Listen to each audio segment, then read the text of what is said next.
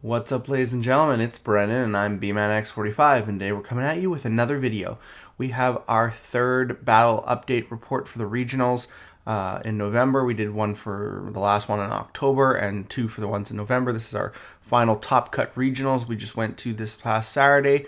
I got top 128 again. I came in 67th place. I just bubbled out of top 64, which I've never done top 64 before, so that was unfortunate. But we're going to go over my results, and this is my last hurrah with Shine Greymon because we're going to be moving into BT14 Ultimate Cup format, which we cannot even play Shine Greymon in, so we're going to have to go somewhere else with this. But we're going to take a few minutes to kind of go over the results and how I felt about the deck overall. And hey, if you enjoy this type of content, be sure to smash that like button, comment down below. We'd love to hear your thoughts. Subscribe to the channel and hit the bell for notifications so you don't miss a single minute of fun. Without further ado, I came in top 128, 67th place. I started off strong with 4 straight wins. So really strong start. Half the day was really great. There's a lot of times I didn't think I was going to win. I faced Red Hybrid, won against Red Hybrid, won against Metal X, War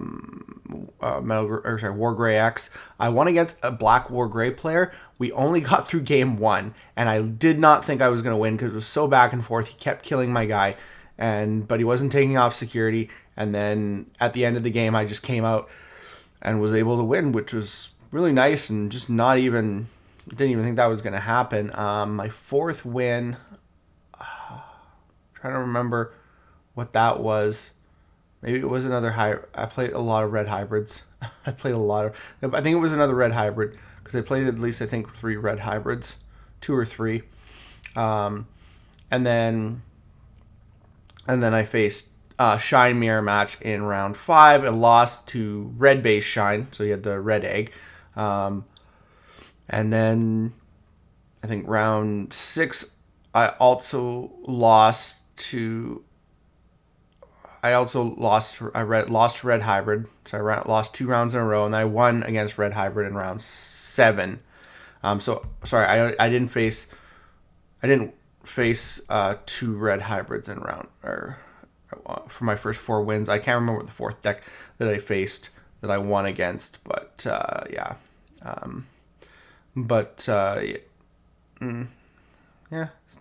too many decks to remember. But yeah, so no, first 4 wins, but I can't remember one of those decks. 2 losses to Shine Gray, and then another loss, or 1 loss to Shine Gray, 1 loss to Red Hybrid, win against Red Hybrid in round 7, and then I lost to Hunters hard in round 8. Just basically couldn't even do anything. I haven't played Hunters a lot, so it's a hard matchup for me because I have no idea what's going on.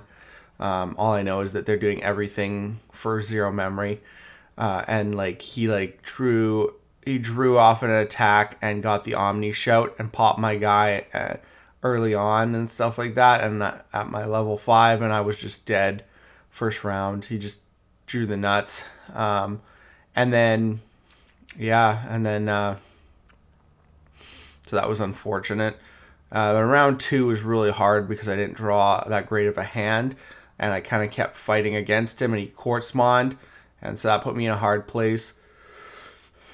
And what I actually would have won that had I attacked with my BT2 Shine Greymon, which I was going to do, but I was just kind of flustered because, again, it was just a matchup and I completely forgot to. I was thinking about something else and I misplayed, because if I had had that extra attack through with Shine Gray like I was going to, because I knew he was going to die next turn, then at the end I was able to get 2 checks with Marcus, and then I could have could have attacked for game with Shine Gray once I got rid of Quartzmon. So it was really unfortunate that I messed that up, because it really changed the flow of the game. So it's unfortunate, but no, yeah. So interesting stuff. I felt really good about it. I worked my hardest, and it was just sad because if I had won that last match, I would have definitely been top 64. Maybe not top 32 because that guy only got, I think, 47th place. But you never know because my breakers were pretty good. And I had a pretty solid record from the start of the tournament. But I still feel really good. It's the best placing I've ever done, 67th place. So let's hope that I just keep getting better and placing higher is kind of my goal. Especially because Ultimate Cups, I really want to get those Growlmons. So I really want to try and get top 64. But yeah, this kind of sucks because I bubbled out by 3. But that's how you do, right?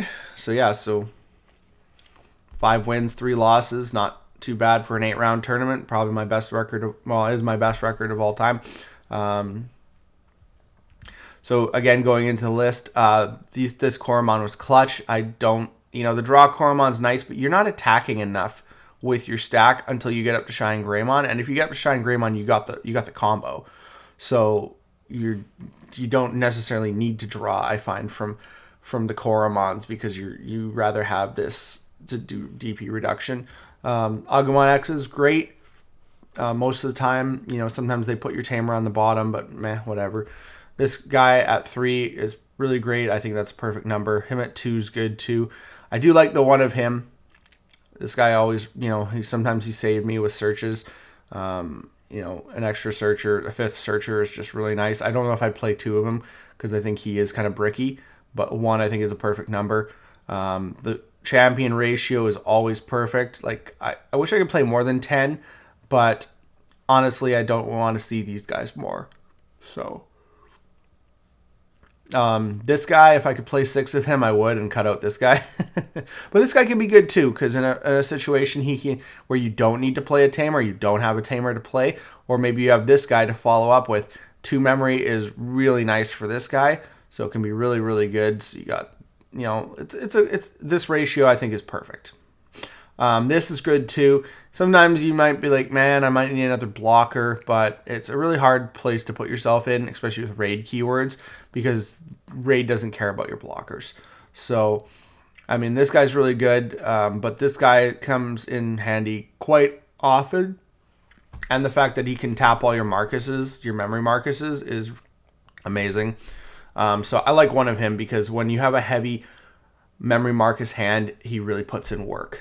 Other than that, maybe the one thing that I think I would do is if I could find a room for a 4th one of him, I might run a 4th one of him. The deck is very tight for space. I just don't know, if I wasn't going to run him, I should run 2 of him. So I just don't know if I would just run 4 of the regular guy. He's really great, but it's situational too, because you don't want to pass turn. He only has his, effect that, decreases security and pops your opponent's monster once. And if you don't have enough tamers on board, that's difficult too.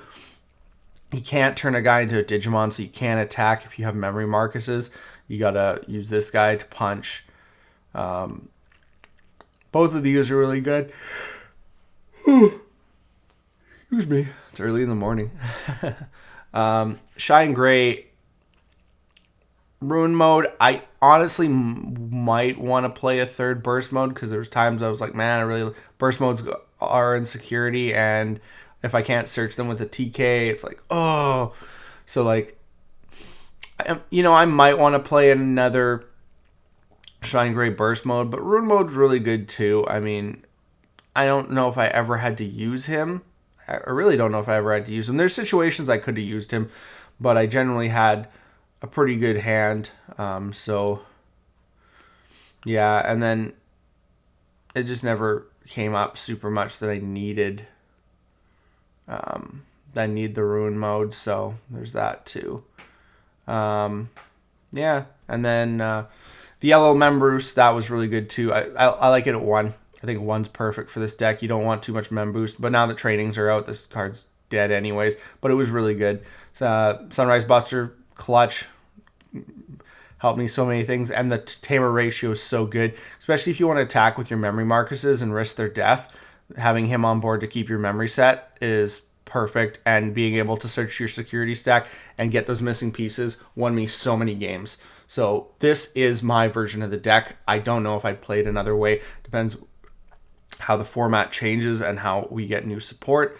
But this is one of the best decks that I've ever played, and the best decks that I've gotten to know and really jived with and done well at a tournament with. So I think that this is the deck. This is the way that I like to play Shine Greymon. And if you like this, try it out. It's a great build, and it's still going to be great into BT14, just not Ultimate Cup format. But we're going to have some more support, some more videos coming up. We're getting into BT14's official release this Friday, so we're probably going to have some more box openings and some maybe gift boxes and double packs if they arrive.